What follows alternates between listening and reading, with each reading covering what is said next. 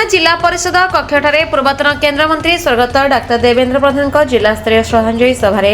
दलमत निर्विशेष ढेंकानालवासी श्रद्धांजलि जणाइबा सहित स्मृतिचारण करछन्ति। अंतर एमिति अकुहा कहिथा कहिबा बेले किए भावविहल होई पड़ुଥାଏ ତ କାହା ଆଖିରୁ ଭଲ ପାଇବାର ଲୁହ ଝରି ପଡୁଥିଲା। ଏହି ସ୍ମୃତି ସଭାରେ ରାଜ୍ୟ ଖାଦ୍ୟ ଯୋଗାଣ ଏବଂ ଖାଉଟି କଲ୍ୟାଣ ମନ୍ତ୍ରୀ କୃଷ୍ଣଚନ୍ଦ୍ର ପାତ୍ର ଶ୍ରଦ୍ଧାଞ୍ଜଳି ଜଣାଇ କହିଛନ୍ତି, ଆମ ସମସ୍ତ କାର୍ଯ୍ୟକର୍ତ୍ତାଙ୍କୁ ସେ ଦଳକୁ ଆଣିଛନ୍ତି। ଦଳର ଭାବଧାରାକୁ ନେଇ ସମାଜ ତଥା ଲୋକମାନଙ୍କ ପାଇଁ କାମ କରିବାକୁ ପ୍ରେରଣା ଦେଇଛନ୍ତି। ଢେଙ୍କାନାଳ ଠାରୁ ଅନୁଗୁଳ ଏମିତିକି ରାଜ୍ୟରେ ବିଜେପିକୁ ସେ ଗଢ଼ିଥିଲେ।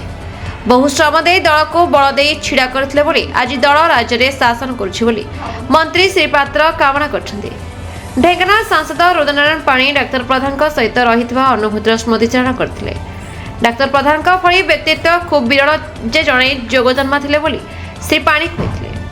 बीजेपी जिला सभापति रासबिहारी बेहेरा अध्यक्षतार आयोजित यह सभार कामाख्यानगर विधायक शत्रुघ्न जेना, परजंग विधायक विभूतिभूषण प्रधान, हिंदोल विधायक सीमाराणी नायक और ढेंकानाल जिलार प्रत्येक अंचल विभिन्न अनुष्ठान 800 रु ऊर्ध्व व्यक्ति उपस्थित श्रद्धांजलि जणाइथिले। देवेंद्र प्रधान ने आम शोक दिवस पालन कर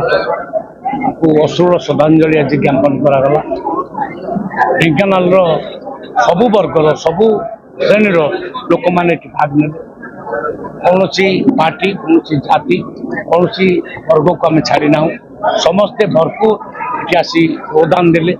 समस्ते स्मृति को बखाणिले। समस्ते मानिले डॉक्टर देवेंद्र प्रधान प्रकृत में अजात शत्रु जड़े जोग जन्मा कारण आज भारतीय जनता पार्टी आज ओडिशा रे ठिया सी मूलरू पार्टी को ठिया कर डाक्तरी पेशा छाड़ी संपूर्ण भाव में समाज लगी संगठन को ठिया कर आम समस्ते कार्यकर्ता तांकर तैयारी सी आमको हाथ धरी आनी भारतीय जनता पार्टी मिसई। आज ये जो पार्टी देखुं ढेंकानाल अनुगुल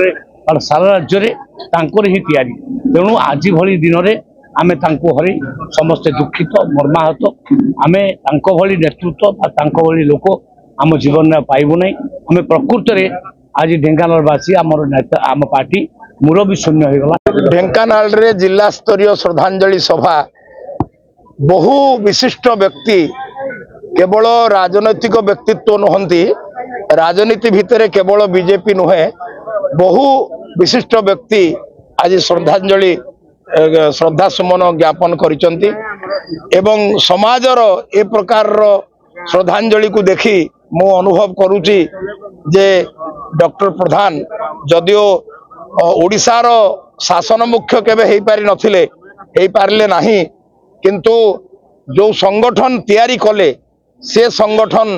आज ओडिशा रे सरकार गठन करिछि। आउ विशिष्ट व्यक्ति माने ओडिशार राजनीतिर जो माने प्रवाद पुरुष डॉक्टर महताब बिजू बाबू जानकी बाबू आम ढेंकानाल भी नंदिनी देवी ए माने सबू स्वयं शासन गादी रे बसिथिले किंतु डॉक्टर प्रधान स्वयं मुख्यमंत्री सीट रे बसी नथिले मात्र जो दल को तैयारी करथिले मु जो मान ना कहली से समय रे सी दलर चिन्ह वर्ण नथिला किंतु भारतीय जनता पार्टी डॉक्टर प्रधान को द्वारा गठित होई आज मोहन भाई ओडिशार मुख्यमंत्री होइचंती एवं डॉक्टर प्रधान प्रिय युव नेता माने गोटे समय रे युव नेता थिले आज से माने परिणत नेता भी होइचंती से माने सब मंत्रिमंडल सदस्य होइचंती एवं एकाथरे 20 जन एमपी मोदी सरकार रे जाई सेठी स्थान पाइचंती